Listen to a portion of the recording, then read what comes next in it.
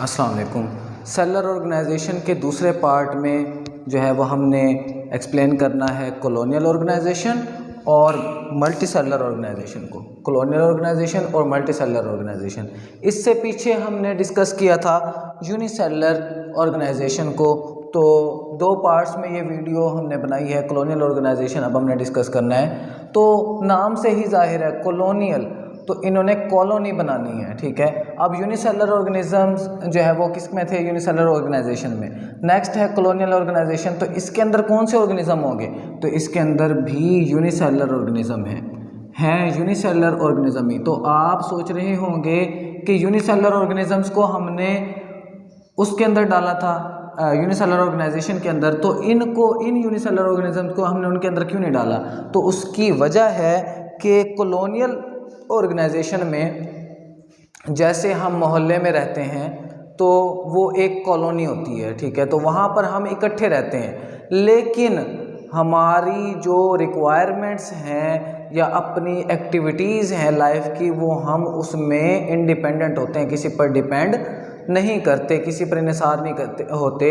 अपनी ज़िंदगी का हर शख्स खुद जिम्मेदार होता है। इसी तरह कॉलोनियल ऑर्गेनाइजेशन में होते तो यूनिसेलुलर ऑर्गेनिज्म है जिनमें एक सेल होता है, लेकिन वो रहते इकट्ठे हैं, एक कॉलोनी की फॉर्म में रहते हैं। लेकिन एक और ख़ास बात भी है, but do not have any division of labour among them, लेकिन उनके दरमियान जो है वो डिवीजन ऑफ लेबर नहीं होती। आपने पढ़ा था कि सेल से मिलकर क्या बनता है? टिश्यू बनता है। तो अब आप यहाँ पर सोच रहे होंगे कि एक एक सेल वाले जानदार हैं, ठीक है, तो वो मिलकर टिश्यू क्यों नहीं बना रहे हालांकि वो इकट्ठे हैं? तो इसका आंसर है कि यहाँ पर वो जुड़े हुए नहीं हैं और ना ही एक दूसरे पर डिपेंड कर रहे हैं। तो इस वजह से ये कॉलोनी की फॉर्म में रह रहे हैं। इसको हमने अलहदा से ऑर्गेनाइजेशन बनाई है जो कि क्या है? Colonial organisation. यहाँ पर एक सेल दूसरे सेल पर हुक्म नहीं दौड़ाता, तो अपना हर बंदा, हर सेल जो है वो अपना काम खुद करता है। Each unicellular organism in a colony lives its own life. हर जो यूनिसेलुलर ऑर्गेनिज्म है किसी भी कॉलोनी में, वो अपनी ज़िंदगी खुद गुजारता है, ठीक है, और अपनी जितनी भी रिक्वायरमेंट्स हैं उनको खुद पूरा करता है, ना कि किसी और पर डिपेंड करता है, ठीक है। इसकी एग्जांपल में वॉलवॉक्स है। वॉलवॉक्स एक ग्रीन एल्गी है। एल्गी आपने देखा होगा, जहाँ पर भी पानी खड़ा हो जाए, फ्रेश वाटर, ठीक है, जो साफ़ पानी होता है वहाँ खड़ा हो जाता है, जैसे टूटियों के नज़दीक या पाइप में आपने देखा होगा खड़ा हो जाता है, तो वहाँ पर एक सब्ज़ कलर का जो है वो सब्सटेंस ग्रो करना शुरू हो जाता है। वो जो ऑर्गेनिज्म है वो एल्गी कहलाता है, ग्रीन एल्गी, ठीक है, वो वॉलवॉक्स होता है। उसको हम जैसे कि अपनी ज़ुबान में काई कहते हैं या सराइकी में उसको साविल कहते हैं, तो वो फ्रेश वाटर में ग्रो करना शुरू हो जाता है। तो वो इसकी एग्जांपल है कॉलोनियल ऑर्गेनाइजेशन की। तो ये देखिए यहाँ पर जो है वो एक डायग्राम के ज़रिए हमने एक्सप्लेन भी किया है कि काफ़ी सारे जो है वो यूनिसेलुलर ऑर्गेनिज्म इसके अंदर इकट्ठे रह रहे हैं, ठीक है, काफ़ी सारे सेल्स हैं। तो हंड्रेड्स ऑफ वॉलवॉक्स मिलकर कॉलोनी बनाते हैं। इसके अंदर ये एक कॉलोनी है, तो इसके अंदर कितने होंगे? 100 सेल्स होंगे, तो वो मिलकर क्या बना रहे हैं? कॉलोनी बना रहे हैं। इसे कॉलोनियल ऑर्गेनाइजेशन कहते हैं। नेक्स्ट चलते हैं मल्टी सेलुलर ऑर्गेनाइजेशन की तरफ। मल्टी सेलुलर, जहाँ एक से ज़्यादा सेल हों। अब तक एक सेल था यूनिसेलुलर ऑर्गेनाइजेशन में भी और कॉलोनियल ऑर्गेनाइजेशन में भी। अब क्या है? Multicellular organisation. Cells are organised in the form of tissues, organs and organ system. हाँ जी, अब यहाँ पर टिश्यूज बनेंगे, ऑर्गन्स बनेंगे, ऑर्गन सिस्टम्स बनेंगे, ठीक है। तो उनकी मिसाल हम मल्टी सेलुलर ऑर्गेनिज्म इसके अंदर आते हैं वो ले लेते हैं एनिमल और प्लांट्स, ठीक है। ये हायर मल्टी सेलुलर ऑर्गेनिजम्स हैं, तो इनकी मिसाल हम ले लेते हैं। तो एनिमल में हमारे पास एग्जांपल है फ्रॉग की और प्लांट में हमारे पास है मस्टर्ड प्लांट की, ठीक है। तो एनिमल की एग्जांपल को पहले देखते हैं कि फ्रॉग जो है, मेंढक जिसे हम कहते हैं, ठीक है, इसका सबसे पहले है साइंटिफिक नेम राना टिग्रीना, ठीक है। पहला जो है वो वर्ड का जो लेटर है वो आप कैपिटल लिखेंगे, उसके बाद सारे स्मॉल होंगे, ठीक है, और इसको अंडरलाइन करेंगे क्योंकि ये साइंटिफिक नेम है। तो इसको आप तीसरे चैप्टर में ये पढ़ेंगे भी, थर्ड चैप्टर में, कि इसको लिखने के असूल क्या होते हैं, तो इसको आप अंडरलाइन करेंगे, ठीक है। अगर इसकी बॉडी को अगर हम देखें तो इसकी बॉडी में ऑर्गन सिस्टम्स पाए जाते हैं, ठीक है। ऑर्गन सिस्टम्स इसके अंदर डाइजेस्टिव सिस्टम भी है। जब हम इसकी डाइसेक्शन करते हैं तो उसके अंदर हम देखते हैं कि एक एक ऑर्गन सिस्टम की लोकेशन क्या है, ऑर्गन्स कहाँ कहाँ मौजूद हैं। ऑर्गन सिस्टम बने होते हैं इसके ऑर्गन से, ऑर्गन्स बने होते हैं टिश्यूज़ से। टिश्यूज़ जो है वो 4 किस्म के पाए जाते हैं, epithelial tissue, glandular tissue, muscular tissue और नर्वस टिश्यू।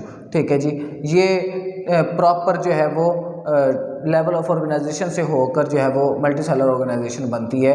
ठीक है, पूरी इसको अब ये पूरी तंजीम की शक्ल है कि सेल से मिलकर टिश्यूज़ बने, टिश्यूज़ से ऑर्गन्स, ऑर्गन से ऑर्गन सिस्टम्स और ऑर्गन सिस्टम्स ने पूरा इंडिविजुअल बना दिया, जो कि यहाँ पर हम फ्रॉग को पढ़ रहे हैं। ठीक है, नेक्स्ट हम चलते हैं कि मस्टर्ड प्लांट की तरफ। मस्टर्ड प्लांट क्या है? सरसों का पौधा जिसे हम कहते हैं, तो उसकी बात हम कर रहे हैं, मस्टर्ड प्लांट। इसका भी उसी तरह साइंटिफिक नेम पढ़ेंगे, ब्रासिका कैम्पेस्ट्रस। ठीक है, उसी तरह इसको भी अंडरलाइन करेंगे और पहला लेटर कैपिटल और बाकी जो है वो स्मॉल। ठीक है, मस्टर्ड प्लांट के बारे में अगर इंट्रोडक्शन हम देखें तो सोन इन विंटर, ये सर्दियों में बोया जाता है। ठीक है, and produce seeds at the end of winter, और जब सर्दियां जाने लगती हैं, गर्मियां स्टार्ट होने लगती हैं, तब जो है ये क्या करता है, ये बीज प्रोड्यूस करता है।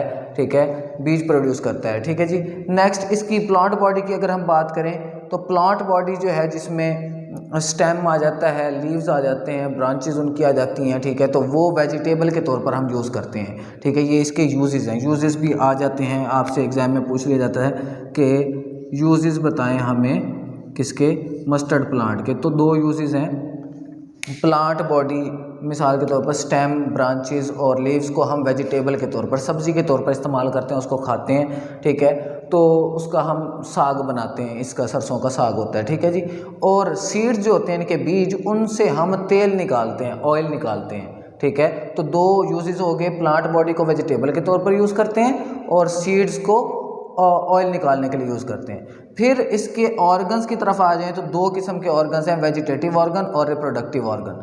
वेजिटेटिव वो ऑर्गन जो रिप्रोडक्शन में हिस्सा नहीं लेते, आगे नया पौधा नहीं बनाते, वो वेजिटेटिव ऑर्गन्स हैं। जो रिप्रोडक्टिव ऑर्गन्स वो ऑर्गन्स जो आगे सेक्सुअल रिप्रोडक्शन में हिस्सा लेते हैं और नया जो है वो पौधा बनाते हैं, तो वो रिप्रोडक्टिव ऑर्गन कहलाते हैं। वेजिटेटिव ऑर्गन्स की अगर हम बात करें तो वो हमारे पास उनमें रूट है, जड़ इसकी, स्टेम, उसकी ब्रांचेस एंड लीव्स। ठीक है, जड़, तना, उसकी शाखें और पत्ते, ये सब वेजिटेटिव ऑर्गन्स में आते हैं, क्योंकि ये नया पौधा बनाने के अमल में जो है वो हिस्सा नहीं लेते। जबकि रिप्रोडक्टिव ऑर्गन्स जो हैं ये रिप्रोडक्शन में हिस्सा लेते हैं, तो इसमें फ्लावर्स आ जाते हैं। फ्लावर्स जो हैं वो आगे सीड प्रोड्यूस करते हैं, पोलिनेशन के ज़रिए आपने पढ़ा होगा, पोलन ग्रेन्स जो हैं वो एक प्लांट से दूसरे प्लांट पर या फिर एक फूल से दूसरे फूल पर जो है वो होते हैं, ट्रांसफ़र होते हैं। इसमें सेल्फ पोलिनेशन भी है, क्रॉस पोलिनेशन भी है, तो इस अमल के ज़रिए ये क्या करते हैं, रिप्रोडक्शन करते हैं। ठीक है जी, यहाँ पर हमारी ऑर्गेनाइजेशन भी तीनों मुकम्मल हो गई। पिछले लेक्चर में हमने पढ़ा था यूनिसेलुलर ऑर्गेनाइजेशन, इसमें कॉलोनियल ऑर्गेनाइजेशन और मल्टी सेलुलर ऑर्गेनाइजेशन। ठीक है, यहाँ पर हमारी 3 ऑर्गेनाइजेशन कंप्लीट हो गई हैं और यहाँ पर हमारा पहला चैप्टर भी कंप्लीट हो चुका है। ठीक है जी, नेक्स्ट हम स्टार्ट करेंगे 2nd चैप्टर, और उसके लिए जो है वो, तब तक के लिए अल्लाह हाफिज़।